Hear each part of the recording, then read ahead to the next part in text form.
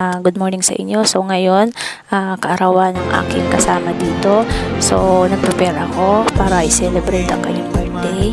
Ayan, tingnan natin. Manatili sa ating bayan, pero kailangan ko ako ay maglakbay.